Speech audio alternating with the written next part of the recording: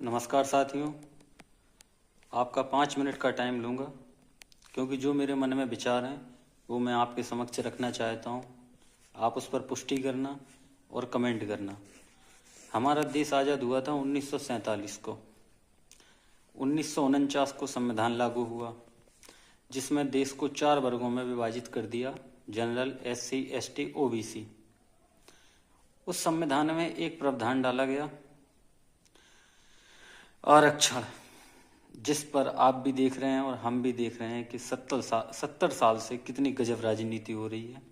हमारे राजनेता, बड़े बड़े नेता मंच पर खड़े होकर इसी से राजनीति अपनी चमका रहे हैं और कहीं कुछ नहीं। वो स्टेज पर खड़े होकर एक पूरे समाज को आरक्षण में ले लेते हैं और जो 70 साल से ये चल रहा है, इस पर अभी जो हमारे कई स्वर्ण समाज के लोग हैं जो इस पर आंदोलन कर रहे हैं, उनका भी सहयोग दें। इन्होंने संविधान में जब लागू किया था तो वो सिर्फ इसलिए लागू किया था कि जो गरीब तबके के लोग हैं वो एक आगे बढ़ सकें, एक विकसित भारत का हिस्सा बन सकें, एक समाज में कदम से कदम मिलाकर चल सकें।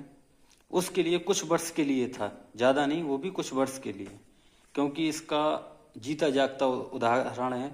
अगर आप इसे समाज के साथ में जोड़ते हैं तो ये बहुत बड़ी भूल है, क्योंकि खुद अंबेडकर जी, उनके बचपन की फ़ोटो अंग्रेजों के कैमरे में कैद हैं कई, जिन्हें कोट और सूट की व्यवस्था पूरी तरीके से उस समय उपलब्ध थी।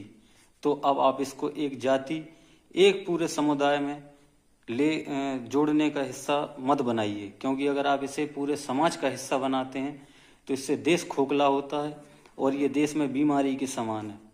आप एक बात बताइए, जो 63% पे जिसका सिलेक्शन हो रहा है, जो 63% पे जिसका सिलेक्शन हो रहा है, वो व्यक्ति चाहे डॉक्टर हो या इंजीनियर हो या शिक्षण या टीचर हो, कोई भी हो, वो आप उससे अपेक्षा करेंगे कि वो समाज से 98% का व्यक्ति निकाल कर खड़ा कर देगा?